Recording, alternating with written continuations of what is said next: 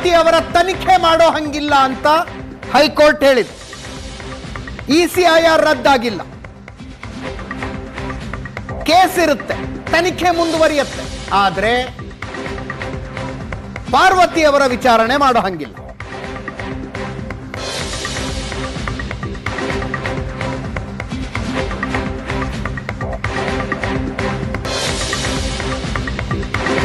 ಇದೇ ಆಧಾರದ ಮೇಲೆ ಮುಖ್ಯಮಂತ್ರಿಗಳು ರಿಲೀಫ್ ಪಡೆಯೋದಕ್ಕೆ ತಯಾರಾಗ್ತಾರಾ?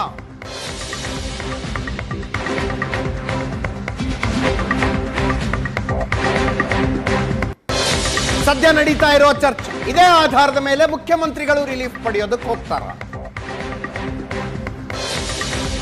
ಸ್ನೇಹಮಯಿ ಕೃಷ್ಣ ಅವರು ಲೋಕಾಯುಕ್ತ ಪೊಲೀಸರಿಂದ ತನಿಖೆಯಾಗೋದಕ್ಕೆ ಸಾಧ್ಯ ಇಲ್ಲ, ಪಾರದರ್ಶಕವಾಗಿರೋದಿಲ್ಲ ತನಿಖೆ, CBIಗೆ ವಹಿಸಬೇಕು ಅಂತ ಹೈಕೋರ್ಟಿಗೆ ಬಂದಿದೆ. ಸ್ನೇಹಮಯಿ ಕೃಷ್ಣ ಅವರ ಅರ್ಜಿಯನ್ನ ಹೈಕೋರ್ಟ್ ವಜಾ ಮಾಡಿತು. ಸಿದ್ದರಾಮಯ್ಯನವರಿಗೆ ಮೊದಲನೆಯ ಖುಷಿಯ ಸುದ್ದಿ, ಮೊದಲನೆಯ ಗೆಲುವು ಈ ಪ್ರಕರಣದಲ್ಲಾಗಿತ್ತು. ಅದಾದ ನಂತರ ಲೋಕಾಯುಕ್ತ ಪೊಲೀಸರು ಜನಪ್ರತಿನಿಧಿಗಳ ವಿಶೇಷ ನ್ಯಾಯಾಲಯಕ್ಕೆ ಮುಡಾ ಕೇಸ್ನಲ್ಲಿ ಸಿದ್ದರಾಮಯ್ಯನವರು ಸೇರಿದಂತೆ 4 ಜನ ಆರೋಪಿಗಳ ವಿರುದ್ಧ ಬಿ ರಿಪೋರ್ಟ್ ಸಲ್ಲಿಸಿತು. ಸಿದ್ದರಾಮಯ್ಯನವರಿಗೆ 2ನೆಯ ಮೇಲುಗೈ. 3ನೇಯದ್ದು ಸುದ್ದಿ ಈಗ ಬರ್ತಾ ಇದೆ. ಪಾರ್ವತಿ ಅವರು ಮತ್ತು ಭೈರತಿ ಸುರೇಶ್ ಅವರಿಗೆ ಕೊಟ್ಟಿದ್ದ ಸಮನ್ಸ್ ರದ್ದು. ಅವ್ರನ್ನ ಬಿಟ್ಟು ಉಳಿದವ್ರನ್ನ ವಿಚಾರಣೆ ಮಾಡಬಹುದು ಅಂತ.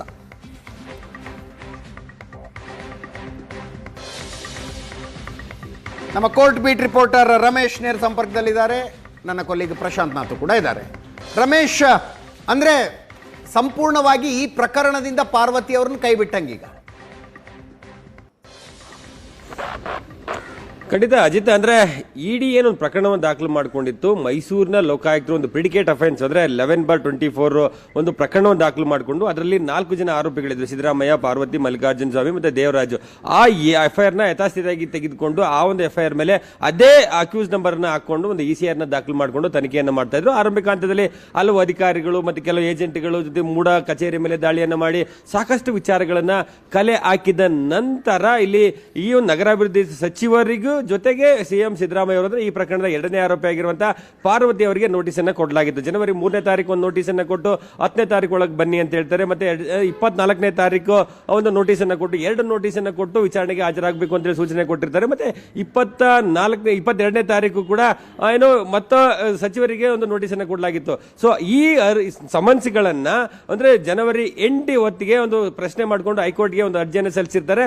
ಅವರ ಅರ್ಜಿಯ ಪ್ರೇಯರ್ ಇದ್ದದ್ದು ಅಂದ್ರೆ ಒಂದು ಇಡಿ ಅಧಿಕಾರಿಗಳು ಕೊಟ್ಟಂತ ಸಮನ್ಸ್ ಅನ್ನು ರದ್ದು ಮಾಡಬೇಕು, ಮತ್ತೆ ಸುರೇಶ್ ಅವರಾಗ್ಲಿ ಮತ್ತೆ ಪಾರ್ವತಿ ಅವರಾಗ್ಲಿ ಅವರ ವಿರುದ್ಧ ನಡೀತಾ ಇರುವಂತಹ ECIR ತನಿಖೆಯನ್ನು ಸಂಪೂರ್ಣವಾಗಿ ರದ್ದು ಮಾಡಬೇಕು ಅನ್ನುವಂತ ಪ್ರಮುಖವಾದಂತ ಪ್ರೇಯರ್ ಇತ್ತು ಆ ಅರ್ಜಿಯಲ್ಲಿ. ಆ ಪ್ರೇಯರ್ ಅನ್ನ ಅಲೋ ಮಾಡುವ ಮೂಲಕ ಒಂದ್ ಕಡೆ ಸಮನ್ಸ್ ರದ್ದಾಗಿದೆ, ಮತ್ತೊಂದ್ ಕಡೆ ಈ ಇಬ್ಬರ ವಿರುದ್ಧ ಅದರಲ್ಲಿ ಪ್ರಮುಖವಾಗಿ ಪಾರ್ವತಿಯವರ ವಿರುದ್ಧದ ತನಿಖೆಯ ಮುಂದಿನ ಎಲ್ಲ ಹಂತಗಳ ಎಲ್ಲ ವಿಚಾರವನ್ನು ಕೂಡ ರದ್ದು ಮಾಡಿರುವಂತದ್ದು. ಈ ಮೂಲಕ ಪಾರ್ವತಿ ಅವರು ಇಡಿಯ ಒಂದು ತನಿಖೆಯ ಬಿಸಿಯಿಂದ ಸಂಪೂರ್ಣವಾಗಿ ಅವರು ಅಂದ್ರೆ ತಪ್ಪಿಸಿಕೊಂಡಂತೆ ಕಾಣ್ತಾ ಇರುವಂತದ್ದು. ಇನ್ನುಳಿದಂತೆ ಇತರೆ ಆರೋಪಿಗಳ ವಿರುದ್ಧದ ತನಿಖೆಗೆ ಯಾವುದೇ ರೀತಿಯಾದಂತಹ ಇಲ್ಲಿ ಉಲ್ಲೇಖಗಳಿಲ್ಲ. ಹಾಗಾಗಿ ಆ ಒಂದು ತನಿಖೆ ಮುಂದುವರಿಯುತ್ತೆ. ಸೊ ಈ ಒಂದು ಪ್ರಕರಣದಲ್ಲಿ ನೋಡ್ತಾ ಹೋದ್ರೆ ಇಲ್ಲೊಂದ್ ಕಡೆ ಈ ಲೋಕಾಯುಕ್ತ ಪೊಲೀಸರು ಒಂದು ಪ್ರಕರಣವನ್ನು ದಾಖಲು ಮಾಡಿಕೊಂಡಿದ್ರು, ಮತ್ತೆ ಅದರ ಮೇಲೆ ಒಂದು ತನಿಖೆಯನ್ನು ಆರಂಭಿಸಿದಂತಹ ಇಡಿ ಇದರಲ್ಲಿ ಸಾಕಷ್ಟು ಅವ್ಯವಹಾರಗಳು ನಡೆದಿದೆ ಅನ್ನುವಂತಹ ವಿಚಾರವನ್ನು, ಯಾಕೆಂದ್ರೆ ಈ ಒಂದು ಅರ್ಜಿ ವಿಚಾರಣೆ ಸಂದರ್ಭದಲ್ಲಿ ASG ಅರವಿಂದ್ ಕಾಮತ್ ಅವರು ಅಂದ್ರೆ ಆರ್ಗ್ಯುಮೆಂಟ್ ಮಾಡುವಂತ ಸಂದರ್ಭದಲ್ಲಿ ಇಲ್ಲಿ ಒಂದು ದೊಡ್ಡ ಮಟ್ಟದ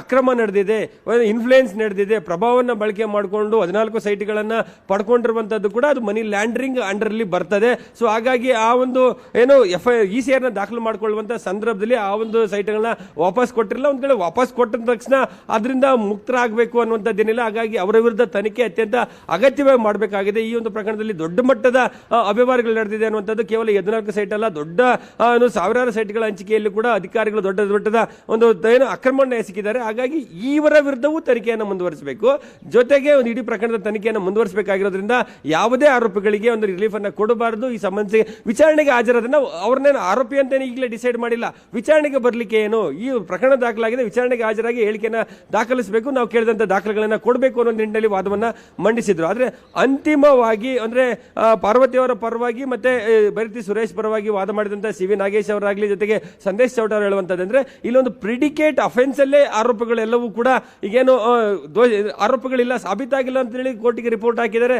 ಆ ರಿಪೋರ್ಟ್ ಅನ್ನು ಕೂಡ ಗಂಭೀರವಾಗಿ ಪರಿಗಣಿಸಬೇಕಾಗುತ್ತೆ. ಪ್ರಿಡಿಕೇಟ್ ಅಫೆನ್ಸ್ ಬಿದ್ದೋಗಿದ್ದೆ, ಅದರಲ್ಲಿ ಮುಂದಿನ ಉಳಿದ ಯಾವ ಪ್ರಕ್ರಿಯೆಗಳು ಕೂಡ ನಡಿಬಾರದು ಅನ್ನುವಂಥದ್ದು. ಮತ್ತೆ ಇದರಲ್ಲಿ ನೇರವಾಗಿ ಭಾಗಿಯಾಗಿದ್ದಾರೆ ಅಂತ ಯಾವುದೇ ಸಾಕ್ಷಿಗಳಿಲ್ಲ. ಕೆಲವೊಂದು ರಾಜಕೀಯ ಪ್ರೇರಿತವಾಗಿ ನಡೆದಂತ ಇದು ದಾಖಲಾಗಿರುವಂತಹ ಪ್ರಕರಣ ಆಗಿರೋದ್ರಿಂದ ಈ ಪ್ರಕರಣವನ್ನು ರದ್ದು ಮಾಡಬೇಕು ಅಂತ ಹೇಳಿ ಒಂದು ಸುದೀರ್ಘವಾದ ವಾದವನ್ನ ಮಂಡಿಸಿದ್ರು. ಹಾಗೆ ಆದೇಶವನ್ನ ಕಾಯ್ದಿರಿಸಿದಂತ ನ್ಯಾಯಮೂರ್ತಿ ಎಂ ನಾಗಪ್ರಸನ್ನ ಅವರು ಇವತ್ತು ಕೆಲವೇ ಅಂದ್ರೆ ಅಂತಿಮವಾಗಿ ಸೆಂಟೆನ್ಸ್ ಅನ್ನ ಅಂದ್ರೆ ಈ ಒಂದು ಪಿಟಿಷನ್ ಅನ್ನ ಅಲೌಡ್ ಅಂಡ್ ಕ್ವಾಶ್ಡ್ ಅಂದ್ರೆ ಇನ್ವೆಸ್ಟಿಗೇಷನ್ ಕ್ವಾಶ್ಡ್ ಅನ್ನುವಂಥದ್ದನ್ನ ಕೂಡ ಒಂದು ಆದೇಶವನ್ನು ಮಾಡಿರುವಂತದ್ದು. ಈ ಮೂಲಕ ಎಲ್ಲ ಒಂದು ಕಡೆ ಪಾರ್ವತಿ ಅವರು ಈ ಒಂದು ಪ್ರಕರಣದಲ್ಲಿ ಒಂದು ದೊಡ್ಡ ರಿಲೀಫ್ ಆಗಿರುವಂತದ್ದು. ಇದನ್ನ ನೋಡ್ತಾ ಹೋದ್ರೆ ಅಜಿತ್, ಕೇವಲ ಪಾರ್ವತಿಯವರಿಗೆಲ್ಲ ಇನ್ನೂ ಯಾವುದೇ ಸಮನ್ಸ್ ಬರದೇ ಇರುವಂತ ಇಡಿ ತನಿಖೆಯ ಬಿಸಿಯನ್ನ ಮುಟ್ಟದೇ ಇರುವಂತ ಸಿಎಂ ಸಿದ್ದರಾಮಯ್ಯ ಅವರು ಕೂಡ ಒಂದು ಹಂತದಲ್ಲಿ ಎಲ್ಲ ಒಂದ್ ಕಡೆ ನಿಟ್ಟುಸಿರು ಬಿಡುವಂತದ್ದು. ಯಾಕೆಂದ್ರೆ ಈಗಾಗಲೇ ಈ ಒಂದು ಮೂಡ ಮಾಜಿ ಆಯುಕ್ತ ನಟೇಶ್ ಅವರಿಗೆ ಕೊಟ್ಟಂತ ಸಮನ್ಸ್ ರದ್ದು ಮಾಡಿತ್ತು, ಮತ್ತೆ ಅಧಿಕಾರಿಗಳು ಮಾಡ್ತಂತ ತನಿಖೆಯ ಪ್ರಕ್ರಿಯೆಗಳು ಸರಿ ಇಲ್ಲ ಅನ್ನುವಂಥದ್ದನ್ನ ಹೈಕೋರ್ಟ್ ಹೇಳಿತ್ತು. ಸೊ ಅದು ಬೇರೆ ಪೀಠ. ಸೊ ಅದರ ನಂತರ ಇವತ್ತಿನ ಆಗಿರುವಂತಹ 2 ಅರ್ಜಿಗಳ ಆದೇಶವನ್ನು ನೋಡ್ತಾ ಹೋದ್ರೆ ಸಿಎಂ ಸಿದ್ದರಾಮಯ್ಯ ಅವರು ಕೂಡ ಕೊಂಚ ರಿಲೀಫ್ ಆಗ್ಬಹುದು. ಯಾಕೆಂದ್ರೆ ಈಗಾಗಲೇ ಲೋಕಾಯುಕ್ತ ತನಿಖೆಯಲ್ಲಿ ಬಿ ರಿಪೋರ್ಟ್ ಆಗಿದೆ, ಅದರಲ್ಲಿ ಮುಂದೆ ಅದೇ ರೀತಿ ಅಂತ ಒಂದು ಮತ್ತೆ ಸಂಕಷ್ಟಗಳು ಎದುರಾಗುವಂತಹ ಸಾಧ್ಯತೆಗಳು ಕಡಿಮೆ ಅನ್ನುವಂಥದ್ದು. ಅಂದ್ರೆ ಅದು ಮುಂದುವರೆದಂತೆ ಪ್ರೊಟೆಸ್ಟ್ ಪಿಟಿಷನ್ ಸಿದ್ದರಾಮಯ್ಯನವರ ಪ್ರಾರ್ಥನೆ ಬಿ ರಿಪೋರ್ಟ್ ಏನು ಲೋಕಾಯುಕ್ತ ಪೊಲೀಸರು ಸಲ್ಲಿಸಿದ್ದಾರೆ, ಜನಪ್ರತಿನಿಧಿಗಳ ವಿಶೇಷ ನ್ಯಾಯಾಲಯ ಅದನ್ನೊಂದು ಅಕ್ಸೆಪ್ಟ್ ಮಾಡ್ಕೊಂಡು ಬಿಟ್ರೆ ಅಲ್ಲಿಗೆ ಈ ಕೇಸು ರಾಜ್ಯದ ಒಳಗಡೆ ಏನು ವ್ಯಾಪ್ತಿ ಇದೆ ಆ ವ್ಯಾಪ್ತಿಯಲ್ಲಿ ಮುಗ್ದಂಗೆ ಆಗುತ್ತೆ. ನಾಳೆ ಯಾರು ಸುಪ್ರೀಂ ಕೋರ್ಟ್ಗೆ ಹೋಗ್ತಾರೋ ಬಿಡ್ತಾರೋ ಅದು ಆಮೇಲೆ ಸಿಬಿಐಗೆ ಒಂದು ಪ್ರಕರಣವನ್ನು ಕೊಡಬೇಕು,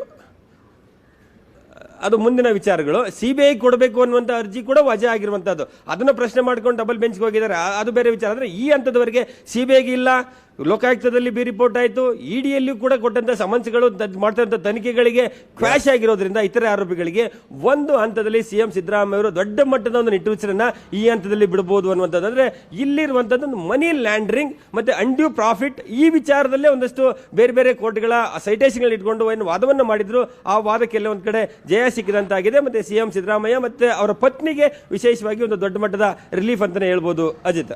ಎಸ್,